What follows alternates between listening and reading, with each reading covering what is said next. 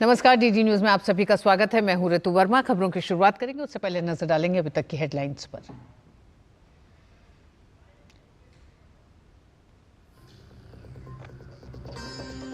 कांग्रेस और समाजवादी पार्टी एक ही थाली के चट्टे बट्टे।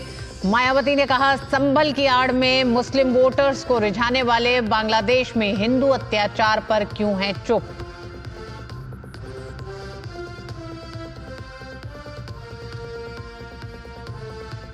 महाराष्ट्र विधानसभा के विशेष सत्र में नवनिर्वाचित विधायकों का शपथ ग्रहण, लेकिन उद्धव की शिवसेना और कांग्रेस ने किया बायकॉट। सोमवार को होगा स्पीकर का चुनाव।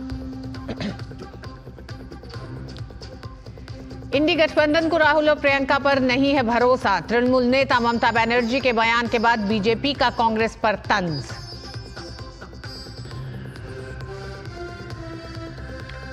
अब नहीं सहेंगे, बदल के रहेंगे, इस नारे के साथ दिल्ली का चुनाव लड़ेगी बीजेपी। कल से सभी विधानसभा क्षेत्रों में शुरू होगी बीजेपी की परिवर्तन यात्रा।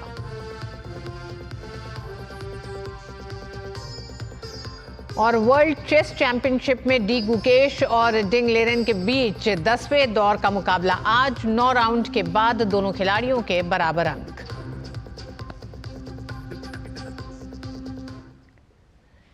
बीएसपी की नेता मायावती ने संभल हिंसा को लेकर समाजवादी पार्टी और कांग्रेस दोनों पर जबरदस्त हमला बोला है। मायावती ने साफ साफ कहा है कि दोनों दल मुसलमानों को आपस में लड़ा रहे हैं। लखनऊ में एक प्रेस कॉन्फ्रेंस के जरिए मायावती ने कहा कि दोनों दलों को बाकी के मुद्दे में कोई दिलचस्पी नहीं है, लेकिन दोनों ही दल संभल में मुसलमान समाज के तुर्क और नॉन तुर्क को आपस में लड़ा रही है। इससे मुसलमानों को सतर्क रहना है। मायावती ने पूछा है कि कांग्रेस बांग्लादेश में हिंदुओं पर हो रहे अत्याचार पर चुप क्यों है। वो सिर्फ मुसलमान वोट के लिए संभल संभल चिल्ला रही है। मायावती ने कांग्रेस और समाजवादी पार्टी को एक ही थाली का चट्टा बट्टा कहा। मायावती ने इस बात पर भी दुख जताया है कि जिनकी बदौलत संसद में दलित वर्ग के सांसद पहुंचे हैं, वो भी अपनी अपनी पार्टी के आकाओं को खुश करने के लिए दलित उत्पीड़न के मुद्दे पर चुप हैं, फिर चाहे वो मामला अपने देश का हो या पड़ोसी देश बांग्लादेश का। मायावती ने कहा कि बांग्लादेश में प्रताड़ित हिंदुओं में अधिकांश संख्या उन दलितों और कमजोर तबके के लोगों की है। जातिवादी खेल में माहिर है कांग्रेस। अब वो केवल मुसलमान वोट के लिए संभल संभल चिल्ला रही है।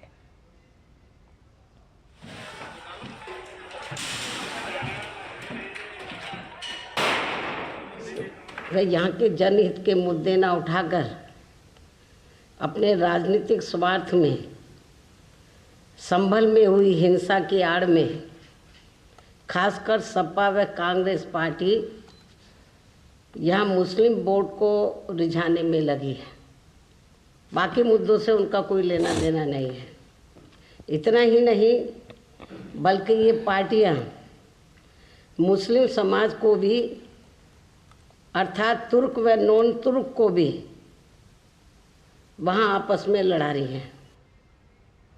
पड़ोसी देश बांग्लादेश में हिंदू जो बड़ी संख्या में जुर्म जाति के वहाँ शिकार हो रहे हैं, उसमें अधिकांश संख्या उन दलितों की है, उन वीकर सेक्शन के लोगों की है, कमज़ोर तबके के लोगों की है, खासकर दलितों की है, जिनकी भारत देश में बहुलता होते हुए भी बंटवारे में जबरन उनको बाबा साहब डॉक्टर भीमराव अंबेडकर को संविधान सभा में चुनकर भेजने की सजा के तौर पर पाकिस्तान को दे दिया गया था। वहाँ इनका शोषण हो रहा है, तो विपक्ष की ये मुख्य पार्टी इस पर चुप है। कांग्रेस पार्टी चुप है। इस मामले में कांग्रेस, सपा व इनके समर्थक दल एक ही थाली के चट्टे बट्टे हैं। और इस पूरी खबर पर हमारे साथ और बात करने के लिए वरिष्ठ पत्रकार अनिल बंसल जी जुड़ रहे हैं। अनिल जी, आपका स्वागत है। अनिल जी, मायावती ने एक बड़ा हमला किया है और इस हमले के साथ ही कांग्रेस और समाजवादी पार्टी की पूरी राजनीति का जो एक तरह से आधार है उस पर एक बड़ा हमला है कि आधार में सिर्फ और सिर्फ मुसलमान है और यही कारण है कि संभल पहुंचने की समाजवादी पार्टी और कांग्रेस में जो होड़ है कि कौन पहले पहुंच जाए, उसका एक तरह से बिल्कुल पर्दाफाश कर दिया है उन्होंने। बिल्कुल सही मायावती जी ने कहा है, और ये इन दोनों पार्टियों के भीतर अंतर्विरोध भी है, जो लड़ाई भी है। आपने देखा समाजवादी पार्टी चाहती है कि मुस्लिम वोट बैंक हमारे साथ रहे, और कांग्रेस की कोशिश है कि कहीं मुस्लिम वोट बैंक कांग्रेस से दूर होकर सपा के साथ ना चला जाए। तो जो वोट बैंक की पॉलिटिक्स है ये चलती नहीं है, चलेगी नहीं, और ये अभी कई जगह महाराष्ट्र में आपने देखा, उड़ीसा में, सब जगह ये एक्सपोज हुई है। तो मायावती जी ने जो बात कही है बड़ी बात, उन्होंने बांग्लादेश के अल्पसंख्यकों के मुद्दे की भी बात उठाई है। और इस पर अगर आप संभल की ज्यादती या उसको जो भी आप कहें उसकी चर्चा करते हैं, तो आप बांग्लादेश की वो कैसे भूल सकते हैं? ये बहुत बड़ा सवाल है कि हम तुष्टीकरण की राजनीति जो करते हैं, इससे हमको बाहर आना होगा। हर आदमी इंसान है, उसको हिंदू मुसलमान के नज़रिए से देखना, उसको जाति पाति के नज़रिए से देखना, ये बहुत ही खराब है। आप अपनी राजनीतिक मुद्दों पर आधारित होकर करें। आप जात पात, सांप्रदायिकता, इन सब मुद्दों पर राजनीति करते हैं, तो ये निश्चित रूप से देश के लिए भी, समाज के लिए भी और इंसान के लिए भी खतरनाक बात है। और मायावती ने आज ये बड़ी साहसपूर्ण बात कही है। और ठीक है, वो सपा और कांग्रेस के खिलाफ हैं, वो अलग मुद्दा है, लेकिन बात उन्होंने मुद्दे की है कि अगर आप संभल में क्यों आप इतना वो लगा रहे हैं, कानून व्यवस्था सामान्य होने दीजिए, फिर आप वहाँ दौरा कर सकते हैं। आप सिर्फ तुष्टीकरण के लिए, ये मैसेज देने के लिए हम मुसलमानों के हितैषी हैं, जबकि आपको समस्या की चिंता करनी चाहिए, पहले उसकी जांच करनी चाहिए। जैसे मायावती जी ने कहा कि वहाँ तुर्क और नॉन तुर्क का भी अगर कोई विवाद है तो उसको भी आपको बढ़ाने की बजाय उसमें एकता को पैदा करना चाहिए और वहाँ शांति स्थापित होना चाहिए, और ये देखना चाहिए जी। तो बिल्कुल उनकी बात वैलिड है। मुझे लगता है 2 दिन पहले भी उन्होंने बांग्लादेश के अल्पसंख्यकों पर अत्याचार के बारे में बयान दिया था। जी अनिल जी, संभल पे तो हमला किया ही है, दोनों की राजनीति पे भी हमला किया है, साथ ही साथ बांग्लादेश में जो हिंदुओं के साथ हो रहा है उसके लिए जिम्मेदार भी कांग्रेस को ही ठहराया। कांग्रेस की राजनीति, कांग्रेस की नीतियां जो हमेशा से रही हैं, वही कारण है कि आज बांग्लादेश में हिंदुओं की जिस तरह से अत्याचार हो रहा है, और उस पर कांग्रेस की जो खामोशी है वो उससे भी ज्यादा खतरनाक साबित हो रही है भारत के लिए, उन तमाम हिंदुओं के लिए जो बांग्लादेश में मौजूद हैं। बिल्कुल बिल्कुल, आपने ऋतु जी सही कहा। जो बात है कि अगर आप संभल के बारे में संसद में चर्चा करना चाहते हैं, तो आप बांग्लादेश के बारे में चर्चा क्यों नहीं कर रहे, उसकी मांग क्यों नहीं कर रहे? मायावती जी ने 2 दिन पहले कहा था कि सरकार संसद में इसके बारे में बयान दे, तो सपा और कांग्रेस इनको भी ये चाहिए था। और मैं तारीफ करूंगा तृणमूल कांग्रेस की ममता बनर्जी की, उन्होंने इस मुद्दे को उठाया है। उन्होंने भी कहा है कि बांग्लादेश में जो हिंदुओं पर अत्याचार हो रहा है वो गलत है, लेकिन कांग्रेस मौन है, समाजवादी पार्टी मौन है, और ये मौन कहीं ना कहीं उनको बेनकाब करता है, उनकी राजनीति पर सवाल उठाता है। और अगर आज वो इस गति को प्राप्त हुए हैं, अभी महाराष्ट्र में हमने देखा, हरियाणा में देखा, तो कहीं ना कहीं लोग उनकी इन चालबाजियों को, उनकी इन कुटिल रणनीति को, ऐसी जो एक तरह से गंदी राजनीति है, उसको लोग भी समझ रहे हैं। वो लोग राष्ट्र, देश और समाज का विकास चाहते हैं, जाति पाति की बात नहीं चाहते, लोग एकता की बात चाहते हैं, देश मजबूत हो, अखंड हो, एक हो, न कि इनकी तरह जिस तरह से ये लोग धार्मिक आधार पर, सांप्रदायिक आधार पर, जातीय आधार पर लोगों को विभाजित करके अपना वोट बैंक खड़ा करना चाहते हैं। ये किसी भी तरह से उचित नहीं है। वोट बैंक की राजनीति की जब आप बात अनिल जी कर रहे हैं, तो ऐसे में क्या आप मानते हैं, उत्तर प्रदेश की राजनीति हो या देश की राजनीति हो, ऐसे में इस वक्त जब बांग्लादेश और संभल 2 ऐसे मसले हैं जिन्होंने राजनीतिक पार्टियों को मजबूर किया है कि वो अपनी अतीत की जो रणनीतियां रही हैं या जो आधार रहे हैं परंपरागत वोटरों की या परंपरागत जो उनके आंकड़े, सोशल इंजीनियरिंग रही है, उससे परे हटते हुए एक स्टैंड लें, उसमें आप मायावती को कहां देखते हैं? क्योंकि मायावती भी, अगर हम मुसलमान वोटरों की बात करें देश में, तो उनका भी एक vote bank, Bahujan Samajwadi party भी एक वोट बैंक रही है हमेशा से, मुसलमानों के लिए एक बड़ी पार्टी रही है। ऐसे में उससे हटते हुए मायावती ने आज जो जिन बातों को सामने रखा है, वो उस राजनीति से ऊपर उठ के बात कर रही हैं। हाँ, नहीं, उससे ऊपर उठकर भी बात कर रही हैं। और वो पहले भी, मैं बताऊं आपको, एक आध बार वो कह चुकी हैं कि जो ये तुष्टीकरण की राजनीति है ये ठीक नहीं है, सबको न्याय तो मिलना चाहिए और सबकी भागीदारी भी होनी चाहिए, लेकिन किसी एक की अनदेखी हो और दूसरे को तरजीह दी जाए, इससे समाज में विभाजक रेखा जो है और गहरी होती है, खाई बढ़ती है। और जो बात ये, मतलब मुझे लगता है मायावती के लिए भी मुस्लिम वोट बैंक एक अहम मुद्दा रहा है, ऐसा नहीं है। अतीत में सबसे ज्यादा मुसलमानों को विधानसभा लोकसभा के चुनाव में टिकट वो देती रही हैं। इसके बावजूद भी अगर उन्होंने ये साहस दिखाया है, क्योंकि वो ये मान रही है कि जो वहाँ पीड़ित हैं कुछ बांग्लादेश में, वो दबे कुचले लोग हैं, दलित हैं, उनकी आवाज कोई क्यों नहीं उठा रहा, उनकी आवाज समाजवादी पार्टी उस पर मौन क्यों है, कांग्रेस पार्टी उस पर मौन क्यों है। तो ये बड़ा सवाल उन्होंने उठाया। और अगर संभल की घटना है तो उसकी एक न्यायिक जांच के आदेश उत्तर प्रदेश सरकार पहले ही कर चुकी है, और वहाँ कोई सांप्रदायिक झगड़ा नहीं है। वहाँ झगड़ा कोर्ट के आदेश के बाद जो भीड़ इकट्ठा हुई उस पर लॉ एंड ऑर्डर की वो एक समस्या थी। तो उसको इस तरह से जिस तरह से तूल दिया गया, मुझे लगता है वो किसी भी मायने में उचित नहीं है। और सवाल ये है कि जो बांग्लादेश में आज हो रहा है, पूरी दुनिया में इसको लेकर हलचल है। भारत पड़ोसी देश है, वहाँ हमारे हिंदू लोग रहते हैं, उनकी चिंता कौन करेगा? उनकी चिंता, इस पर तो संसद में एक सर्वदलीय प्रस्ताव और पारित किया जाना चाहिए था। और अच्छा होता कि कांग्रेस और समाजवादी पार्टी और विपक्षी दल इसके लिए सरकार को कहते कि सब मिलकर एक सर्वदलीय बैठक बुलाएं, एक प्रस्ताव पास करें, कोई प्रतिनिधिमंडल वहां जाए, वहां की सरकार के लेवल पर बात की जाए। उस पर सब मौन है और संभल के लिए सब हाय हाय तोबा तोबा मचाए हुए हैं। ये मायावती ने बड़ा साहसपूर्ण आज कदम उठाया है। बहुत मैं इसकी सराहना करूंगा कि आप राजनीति से ऊपर उठ के, इस लोभ लालच से ऊपर उठ के इसका मुसलमानों में कोई नाराजगी का संदेश जा सकता है या उनके नेता इससे चिढ़ सकते हैं, इस बात की परवाह के बिना राष्ट्र, समाज और पूरा इंसानियत और देश एकता अखंडता के लिए उन्होंने बयान दिया है। इसकी हमको सराहना करनी चाहिए। अनिल जी, हमने कई मौकों पे ऐसे देखा है कि दुनिया के कई और देश जहां उनके नागरिकों के साथ किसी और देश में उत्पीड़न होता है तो उन देशों के सत्ता पक्ष विपक्ष सब एकजुट होकर एक आवाज बुलंद करते हैं, चाहे वो संयुक्त राष्ट्र तक जाने की बात हो या फिर मानव अधिकारों के जो संगठन है उनमें अगर उन अपने नागरिकों की अपील की बात हो। लेकिन क्या आपको लगता है एक ऐसा मौका जब बांग्लादेश में सिलसिलेवार तरीके से 2-2.5 महीने से हम देख रहे हैं जिस तरह के हालात वहां अल्पसंख्यकों के लिए बने हुए हैं, ऐसे में भारत का जो राजनीतिक पार्टी और भारत की आज की सत्ता का जो विपक्ष है उसमें वो चिंता बांग्लादेश को लेकर, बांग्लादेश में हिंदुओं के साथ जो अत्याचार हो रहा है, अल्पसंख्यकों के साथ जो हो रहा है, वो घबराहट, वो परेशानी और वो एकजुटता नहीं दिखाई दे रही है। निश्चित रूप से अभी तक कई दलों ने तो इसके बारे में चर्चा तक नहीं की, जबकि उनको सार्वजनिक रूप से सामने आना चाहिए और सरकार को भी कहना चाहिए कि सरकार कूटनीतिक और वैसे कदम भी उठाए, राजनयिक कदम, और इसके अलावा एक मिलजुल कर सब मैसेज दें कि अगर वहाँ ऐसा होगा तो भारत फिर कुछ भी मतलब एक तरह से उनको पहले मनाएगा, समझाएगा, और फिर पड़ोसी देश होने के नाते जो भी हमारी सीमाएं हैं उस हद तक हम जाकर अपने लोगों की मदद करेंगे। ये मैसेज जाना बहुत आवश्यक है। और कांग्रेस और समाजवादी पार्टी को इससे नसीहत लेनी चाहिए। आज के मायावती के बयान के बाद उनको सोचना चाहिए, पुनर्विचार करना चाहिए कि राजनीति एक तरफ है, देश हित एक तरफ है, अपने लोगों का हित एक तरफ है, और बहुसंख्यक जो अपने देश में हिंदू हैं वो अगर बांग्लादेश में रुके थे तो उनके लिए हमको चिंता करनी चाहिए। आपने बिल्कुल सही सवाल उठाया।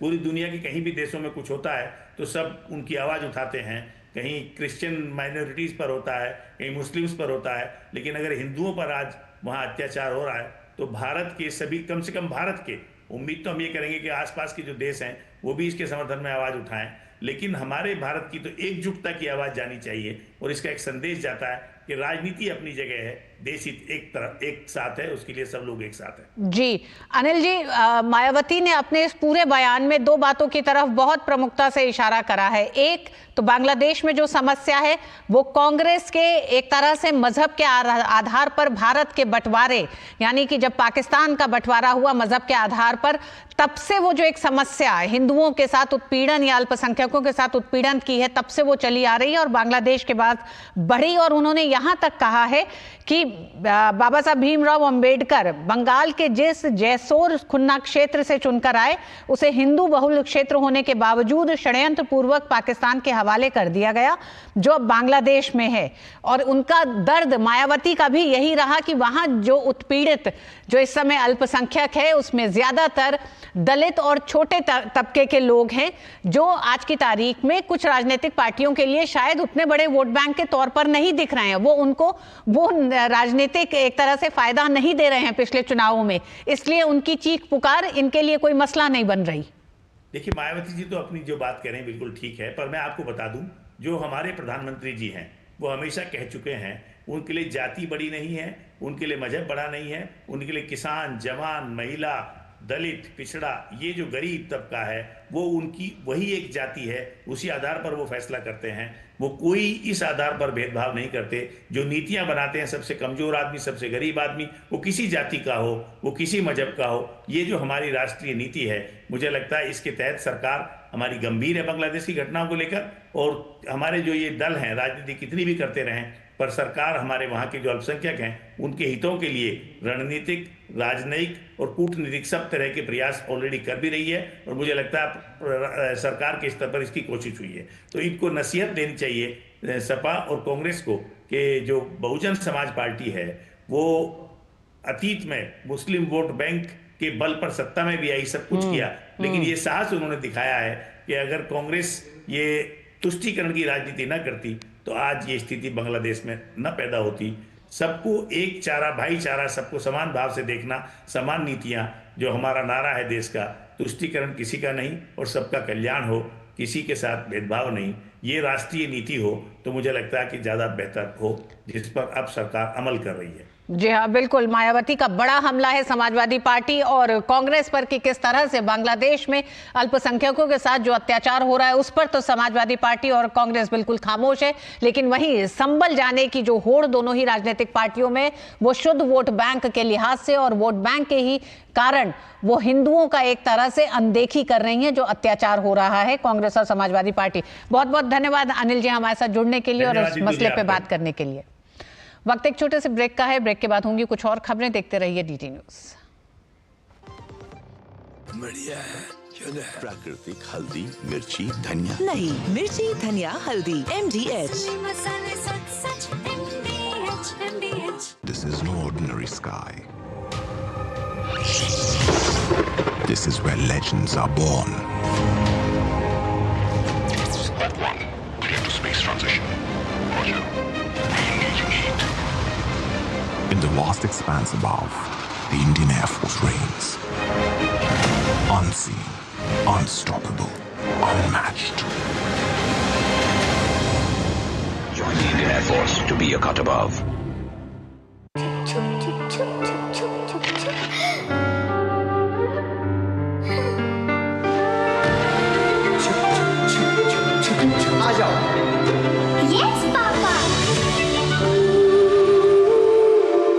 जिंदगी किसी के लिए नहीं रुकती, हम भी आपको कहां रुकने देंगे।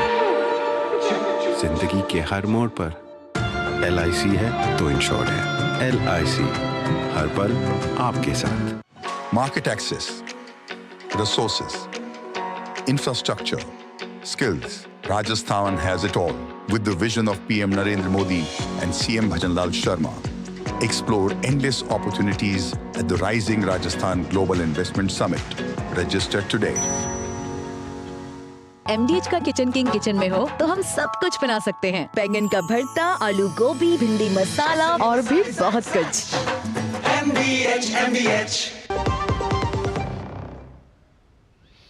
महाराष्ट्र से एक बड़ी खबर आ रही है। शिवसेना, उद्धव और कांग्रेस ने सदन से वॉकआउट किया है। आदित्य ठाकरे ने कहा है कि हमारे विधायक शपथ नहीं लेंगे आज क्योंकि हमें EVM पर शक है। आदित्य ठाकरे, ये जनता का जनादेश होता हम जश्न मनाते।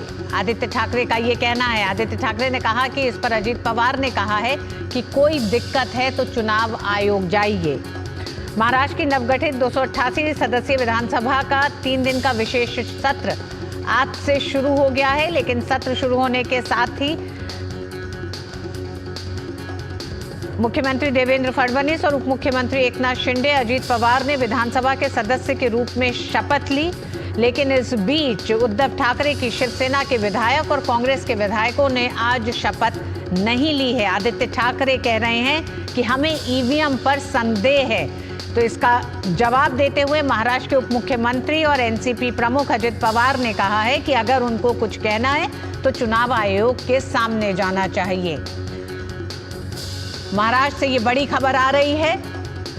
3 दिन के विशेष सत्र की आज से शुरुआत हुई है। तो आज का दिन था कि विधायकों को शपथ दिलाई जा रही थी, लेकिन ऐसे में प्रोटेम स्पीकर शपथ दिला रहे थे, लेकिन उद्धव ठाकरे की शिवसेना के विधायक और कांग्रेस के विधायकों ने शपथ नहीं ली है। उनका ये कहना है कि उन्हें EVM पर संदेह है।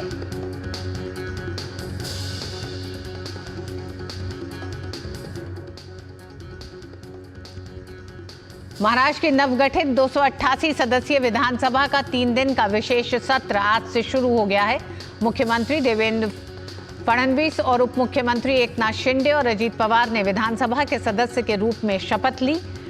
तमाम नवनिर्वाचित विधायक भी शपथ ले रहे हैं। इसके लिए 9 बार से विधायक रहे कालिदास कोलंबकर को प्रोटेम स्पीकर बनाया गया है, लेकिन उद्धव ठाकरे की शिवसेना के विधायक और कांग्रेस के विधायकों ने आज शपथ नहीं ली है। आदित्य ठाकरे का कहना है कि इन्हें ईवीएम पर संदेह है, तो इसका जवाब देते हुए महाराष्ट्र के उप मुख्यमंत्री और एनसीपी प्रमुख अजीत पवार ने कहा कि अगर उनको कुछ कहना है तो चुनाव आयोग के सामने जाना चाहिए। इस खबर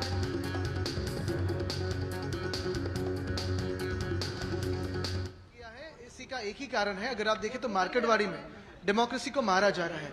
ये डेमोक्रेसी को ईवीएम के हिसाब से, ईवीएम के माध्यम से हो या फिर जो भी रिगिंग करे उसके माध्यम से डेमोक्रेसी कर रहे, एक मॉकरी कर रहे डेमोक्रेसी की। और यही जो मैंडेट है, ये मैंडेट ना जनता का है ना महाराष्ट्र का है, ये मैंडेट ईवीएम का है और ये मैंडेट इलेक्शन कमीशन का है। हम यही बात करना चाहते हैं। आज जो शपथ नहीं लिए इसी के लिए नहीं लिए क्योंकि आज जनता का आदर करना चाहते हैं। जनता के जो मन में शंका उपस्थित है उसे उत्तर देना चाहिए। अपोजिशन वालों ने वॉकआउट किया है, उनका कहना है कि ईवीएम के बारे में किया है, हमें पता नहीं। चुनाव हुआ है, लोगों ने, वोटर ने जीत के दिया है और अभी यहाँ वॉकआउट करके कुछ होने वाला नहीं है। अगर उनको कुछ करना है तो इलेक्शन कमीशन के सामने जाना चाहिए। तो महाराष्ट्र में एक तरह से एक नई राजनीति होने जा रही है। उद्धव ठाकरे की पार्टी शिवसेना में आदित्य ठाकरे जो उनके बेटे हैं, उन्होंने बहुत साफ कहा है कि उनके विधायक शपथ नहीं लेंगे। कांग्रेस के विधायक भी आज शपथ नहीं ले रहे हैं, ये कह के कि उन्हें ईवीएम पर संदेह है। वो इस जनादेश को नहीं मान रहे, वो इस जनादेश को एक तरह से कह रहे हैं कि इस जनादेश में किसी तरह की मिलावट है, जिस पर वो सवाल खड़ा कर रहे हैं। वहीं एनसीपी प्रमुख अजीत पवार ने बहुत साफ कहा है कि अगर किसी भी तरह का कोई प्रश्न और कोई सवाल है तो उन्हें चुनाव आयोग जाना चाहिए। हालांकि उप मुख्यमंत्री अजीत पवार का यह भी कहना है कि इस तरह के विरोध का अब कोई मतलब नहीं है। इस खबर पर और बात करने के लिए हमारे साथ जुड़ गए हमारे साथी शिशिर सेलार। शिशिर, ये एक तरह से कह सकते हैं कि नए अलग तरीके की राजनीति आदित्य ठाकरे करना चाह रहे हैं, तो इस राजनीति को कैसे देखा जाए? चंद विधायकों के साथ इस बात को कहना कि वो नहीं मानते इस जनादेश को। देखिए, बिल्कुल इस बात में अगर देखा जाए तो आज से जो है 3 दिन का सत्र शुरू हो चुका है, तो ऐसे में सभी विधायकों को जो है आज विधायक पद की जो है शपथ लेनी है और इसीलिए सभी विधायक जो है महाराष्ट्र के विधान भवन जो मुंबई स्थित है यहाँ पर मौजूद थे। सुबह हालांकि जो है इसका शुरुआत हुई थी और कुछ विधायकों ने शपथ भी दी थी। चूंकि महाविकास आघाड़ी के जो विधायक है, खासतौर पर कांग्रेस की बात करें और शिवसेना उद्धव ठाकरे गुट की बात करें, उन्होंने जैसे ही ये शपथविधि शुरू हुआ उन्होंने सदन से जो है वॉकआउट कर लिया। बाहर आते हुए उन्होंने कहा कि जिस प्रकार से ईवीएम पर जो है सवाल उठे हैं यहाँ पर, उसको देखते हुए वो आज ये शपथ नहीं लेंगे। हालांकि और जो है 2 दिन इस स्पेशल सेशन के बचे हुए हैं, तो ऐसे में देखना ये होगा कि क्या जो है ये विधायक कल विधायक पद की शपथ लेते हैं या नहीं, क्योंकि अगर विधायक दल की शपथ ये विधायक नहीं लेते तो ऐसे में सदन में जो है लोगों के मुद्दे उठाने का उनको हक नहीं मिलेगा, सदन की जो प्रक्रिया है उसमें सहभागी होने का हक नहीं मिलेगा और साथ ही साथ जो विधायक चुनकर आए हैं अपने विधानसभा क्षेत्र से, उनके जो कार्य है, उनके जो मुद्दे हैं, लोगों के प्रश्न हैं, वो भी जो है उठाने का मौका उनको नहीं मिलेगा। क्योंकि सबसे महत्वपूर्ण बात होती है जब आप विधायक चुन कर आते हैं तो जाहिर सी बात है सदन की एक गरिमा होती है, एक प्रोटोकॉल होता है, एक प्रोसेस होती है जिसके तहत इन सभी विधायकों को जो है सदन में शपथ लेना अनिवार्य है। और हालांकि आज जितने भी विधायक थे, खास तौर पर विपक्ष के खेमे के उद्धव ठाकरे गुट के और कांग्रेस गुट के विधायक यहाँ पर आए तो जरूर थे, लेकिन उन्होंने सदन में शपथ नहीं ली है। उन्होंने ये कहा है मीडिया से बात करते हुए, जब वो सदन से बाहर निकले और मीडिया से मुखातिब हुए तो उन्होंने कहा कि जिस प्रकार से पूरी प्रक्रिया चुनाव की गई है उसमें ईवीएम पे सबसे बड़ा संदेह है और इसी के कारण जो है वो इस वक्त जो है विधायक पद की जो है शपथ नहीं ले रहे हैं। लेकिन और 2 दिन बचे हुए हैं। अगर बात करें आदित्य ठाकरे की, उन्होंने स्पष्ट रूप से कहा कि उनके विधायक जो है इस वक्त मातोश्री जा रहे हैं और मातोश्री में उनकी बैठक होगी और उसके बाद जो है आगे का फैसला लिया जाएगा। तो ऐसे में ये विधायक भी बखूबी जानते हैं कि अगर विधायक पद की शपथ नहीं ली जाती है, अगर वो नहीं लेते हैं, तो ऐसे में जो कार्य सदन में होता है, सदन की कार्रवाई होती है, बाकी जो विधायक के अधिकार होते हैं उनसे भी वो वंचित होंगे। तो इसलिए देखना होगा कि आखिरकार विपक्ष क्या जो है इस बारे में फैसला लेता है। क्या शिशिर, आदित्य ठाकरे इस तरह की बात कहकर अपने जो कुछ विधायक जीत के आए हैं उनके साथ वो सेल्फ गोल करते तो नहीं दिखाई दे रहे हैं? देखिए, कहीं ना कहीं हम कहेंगे कि एक दर्शनीय हम कह सकते हैं जिसको, जिस प्रकार से वो विरोध कर रहे हैं। आज चूंकि सदन में तो आए, वो विधान भवन में भी आए, सदन की कार्रवाई उन्होंने देखी और उसके बाद उन्होंने वॉकआउट किया, जाते जाते मीडिया को ये बाइट दिया। तो कहीं ना कहीं एक प्रेशर बनाना का ये हम कह सकते हैं कि टैक्टिक है, जिस प्रकार से उनके विपक्ष की अगर हम बात करें। चूंकि सदन में अगर देखा जाए विपक्ष की संख्या काफी कम है, इतनी कम है कि विपक्षी नेता भी जो है वो चुनकर नहीं आ सकता, क्योंकि उतनी संख्या किसी एक पार्टी के पास नहीं है। तो ऐसे में जिस प्रकार से उनका मुद्दा रखने का एक तरीका है, शायद बाहर लोगों में आकर जिस प्रकार से मीडिया में बात की, उन्होंने ये बात अपनी रखना चाह रहे हैं कि ईवीएम का मुद्दा सबसे महत्वपूर्ण है और इसीलिए वो शपथ नहीं ले रहे। लेकिन उन्होंने आज के बारे में ये बात की। अभी तक 2 दिन का सत्र अभी बचा हुआ है, देखना ये होगा कि विपक्ष आगे क्या रणनीति अपनाता है। जी शिशिर, आदित्य ठाकरे के पार्टी के साथ कांग्रेस के विधायक भी हैं जिन्होंने शपथ नहीं ली है, लेकिन इसमें एनसीपी शरद पवार नहीं दिखाई दे रहे हैं, तो ये क्या इशारा करता है? देखिए, एनसीपी के विधायक जो है, कुछ विधायक यहाँ पर आए थे, अब तक उनकी शपथ नहीं हुई है, लेकिन एनसीपी के तरफ से आधिकारिक तौर पर अगर देखा जाए ये बयान अब तक नहीं आया। हालांकि कुछ विधायक उनके जरूर यहाँ पर मौजूद थे, लेकिन खास तौर पर कांग्रेस के विधायकों की बात करें और शिवसेना के विधायक उद्धव ठाकरे विधायकों की अगर बात करें, उन्होंने स्पष्ट रूप से मीडिया से बात कही है कि आज जो है वो शपथ नहीं लेंगे। कारण भी दिया गया, महाराष्ट्र में सोलापुर जिले में वो मार्केटवाड़ी गांव है जहां पर बैलेट पेपर में मतदान होना था, उस प्रक्रिया को भी रोक दिया गया। कांग्रेस ने कहा है कि ये कहीं ना कहीं असंवैधानिक है, क्योंकि लोगों द्वारा जो है लोकतंत्र प्रस्थापित करने का अधिकार है, और अगर बैलेट पेपर पे इस प्रकार से चुनाव रोके जाते हैं तो कहीं ना कहीं लोगों के अधिकारों का खंडन होता है। ये कांग्रेस का कहना है, और उसके विरोध में भी कांग्रेस ने कहा है कि आज वो शपथ नहीं ले रहे, और इसीलिए बैलेट वर्सेस ईवीएम का मुद्दा आज जो है उठाने का प्रयास विपक्ष द्वारा जो है विधान भवन में किया गया था।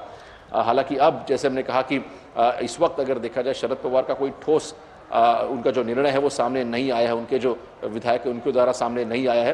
देखना होगा कल तक जो है उनकी प्रतिक्रिया इस बारे में क्या होती है और क्या निर्णय एनसीपी लेती है। जी बहुत बहुत धन्यवाद शिशिर इस पूरी जानकारी के लिए महाराष्ट्र के इस नए घटनाक्रम पर। तो इस बुलेटिन में बस इतना ही। डीडी न्यूज़ पे खबरें जारी रहेंगी। मुझे दीजिए अनुमति। नमस्कार।